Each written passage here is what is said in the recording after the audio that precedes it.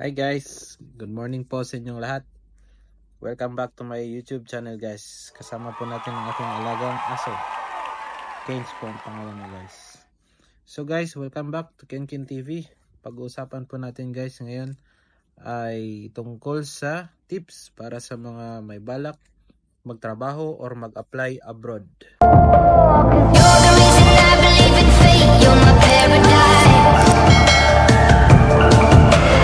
So guys, maraming tips na pwede kong i-share sa inyo at pwede nyo ring i-search sa internet.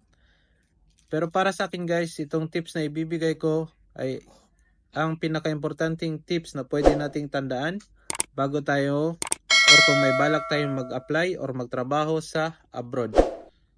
So guys, pag ready na ang inyong mga dokumento at ready na ang iyong passport sa pag-apply abroad, ang unang tip ng aking maibibigay ay siguraduhin mo na ang iyong pag-a-applyan or ina-applyan na agency ay lisensyado po sa POEA or Philippine Overseas Employment Administration.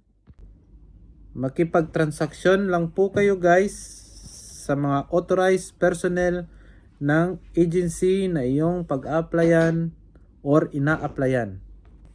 At mag-ingat po kayo guys sa mga agency or agencies na hindi lisensyado po sa POEA dahil marami na pong manluloko ngayon sa Pilipinas. So yan po ang unang tip. Siguraduhin na lisensyado ang agency na iyong pag-a-applyan. Second tip po guys ay pangalawang tip guys, alamin ang halaga ng placement fee or halaga ng pera na iyong babayaran. Dahil po may ibang agency po tulad ko, yung agency ko ay humingi po ng or naghanap po sila ng placement fee. So 20,000 po yung placement fee na binayaran ko po guys.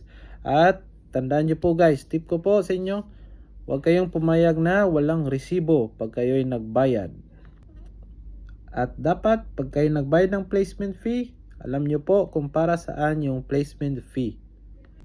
At pag kayo nagbayad guys ng pera, wag na wag po kayong makikipagkita kung saan saan. Tulad sa mall or sa church. Dapat po kung lisensyado ang iyong agency na pag-a-applyan ay dapat po makipagtransaksyon kayo sa loob ng opisina. Tandaan nyo po yan guys. So yan po ang pangalawang tip. Kailangan pong malaman nyo ang halaga ng yung babayaran na placement fee. Pangatlong tip at pinaka-importanting tip sa lahat guys. Dapat po alam ninyo ang inyong karapatan bilang aplikante. Dapat guys alam ninyo kung kailan hihingi ng refund.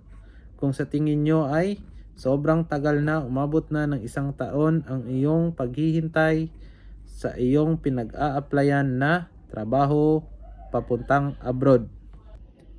So yun lang po guys, tatlong tip, mga importanteng tips na para sa akin po ay importante bago po kayo or may balak po kayong magtrabaho or mag-apply abroad. Kaya guys, kung nagustuhan niyo po yung video, paki-click po ng subscribe at newbie lang po ang aking YouTube channel, malaking tulong po ito. Salamat at salamat po.